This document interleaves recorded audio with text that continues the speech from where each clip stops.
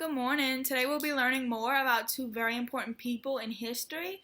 We're going to be learning about Thomas Jefferson and John Adams. As we learned before, they played a big role in the American Revolution, and it's very important that we learn about the American Revolution because without it, we would still be under someone else's control. Without John Adams and Thomas Jefferson, we wouldn't have the Declaration of Independence. We'd still be fighting with between the Loyalists and the Patriots, and we'd still be fighting with Britain to gain our freedom. We would still be under someone else's control. So, before we begin, we're going to go over our objectives, and we're going to say our I can statements. If you want to repeat after me, we're going to say all three of them for the day. So, beginning with vocabulary, we're going to say I can. Use context clues to determine the meaning of words and phrases. Good. So our second one's going to be our comprehension objective. If you repeat after me, it's I can. Compare and contrast two characters using specific details from the text. Good job. And our last one is going to be for our writing. It's going to say I can write an opinion essay choosing a side between the Loyalists and Patriots by using details and information from the text. Good job. So the first thing we're going to do is go over our vocabulary words. I'm going to tell you each definition, and then we're going to kind of talk about what those mean. So our first one is delegates.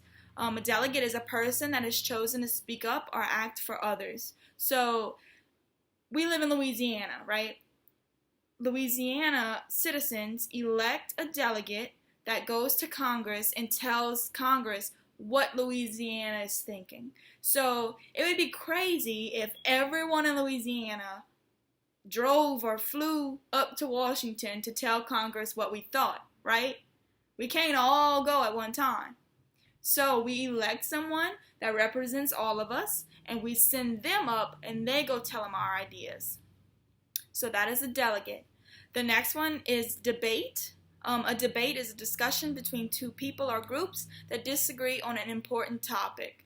So a debate, it's kind of like an argument. It's a civil argument. It's not, a violent argument. It's civil. You're just two people telling each other what they think is right or wrong.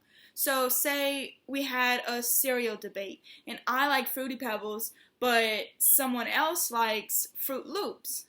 I would tell them why I like Fruity Pebbles, and they would have to come back and tell me why they like Fruit Loops. So that is a debate. It's like a civil argument. The next one is colonies. Colonies is a place where people come to settle that is under control of their home country. So like the video at the beginning of class said, the Pilgrims came looking for somewhere to settle, but they were still controlled by King George in Great Britain. So they moved and they created these colonies, but they weren't a country on their own. They were still under the control of Great Britain. The next one is Congress. Congress is the branch of the nation's government that makes laws. So Congress is who our delegates go to, and they create the laws for the country. They tell us, what we can and cannot do. They are the lawmakers of our country. And then our last vocabulary word is rebel.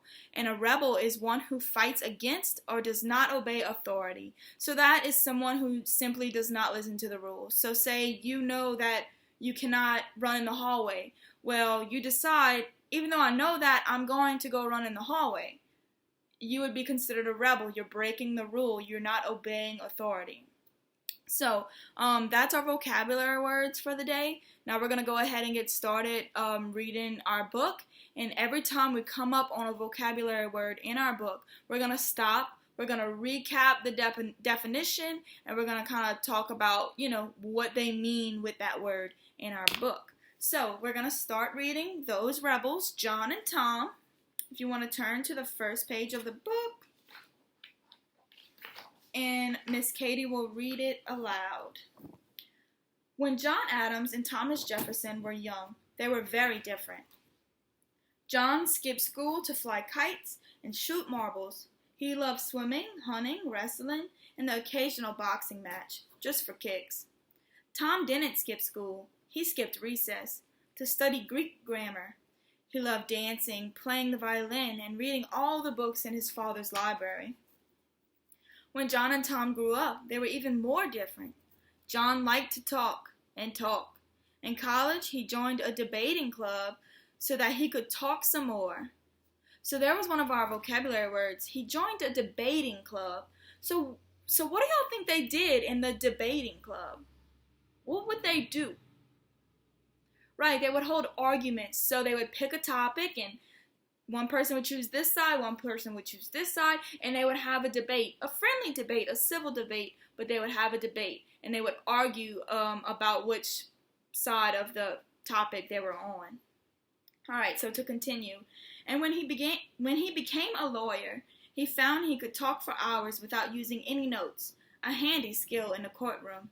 He loved nothing more than to battle wits in a lively argument. Tom was shy and dreaded speaking in front of crowds. Talking too loudly made his voice hoarse. When he became a lawyer, he found he didn't enjoy presenting cases to the jury, a bit of a problem in the courtroom. He hated arguments, and if he had an idea, he quietly wrote it down. So then we would continue reading the book, and for each vocabulary word, we kind of stop and talk about what they meant in that part of the book. And then the guided practice would be going over those vocabulary words through the book, and then the independent practice would be in their final essay that they're writing. They have to use at least 3 of those vocabulary words in their essays in the right context. So for comprehension, we're going to read the book, and then after that, they're going to complete an H chart. So on one side of the H chart, they're going to have to put like everything that John had, like all his traits. And then on the other side of the H chart, they're going to put everything that Tom had, like going for him and all his traits. And in the middle, they're going to put what they had the same. So for instance, at the beginning of the book, in the part we just read, it says John skipped school to fly kites. But then it says Tom didn't skip school. He skipped recess. So that would kind of be somewhere where they're different. And then it said that John liked to talk, but Tom was shy. And then at the end, it said they had one thing in common. They both cared deeply about the American colonies, and neither of them cared much for George. So that's kind of the stuff I'd be looking for in their H charts, just to, make sure they're understanding their differences and similarities, and then they could put together how, they're different, but this similarity in the long run got them, to write the Declaration of Independence. So that would be the comprehension section. And then the writing section, after reading the book, I would let them pick a side, the Patriots or the Loyalists. So the Patriots are the one are Tom and John. They're Patriots. They're going against the British government. But the Loyalists are colonists that's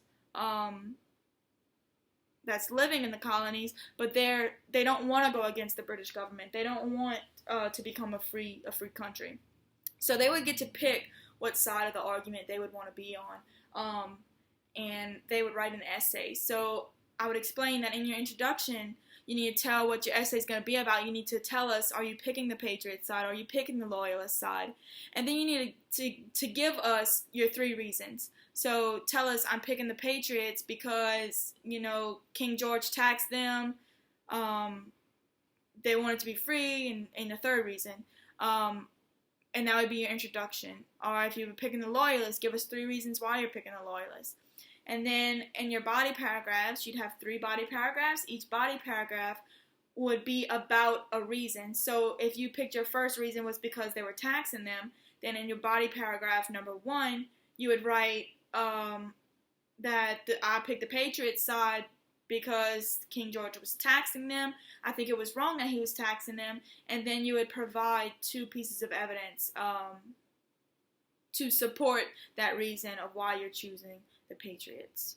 And then that goes for body paragraph number 2 and number 3 as well. And then conclusion, you need to wrap it up.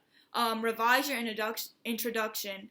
Be sure to change the words. Don't just restate word for word what your introduction said, tell us again, like, this is why I chose the Patriots, and that's why I wanted to be on this side. So for the guided practice for writing their essay, after I teach them, you know, the different parts of the essay in each paragraph, I would go ahead and let them fill out bubble charts. So like they would start with their main bubble, and it would be Patriots or Loyalists, and then you would have 3 branches out of it, and you'd have your 3 reasons. And then for each reason, you would write down your evidence, kind of like a brainstorming before they start actually writing their essay.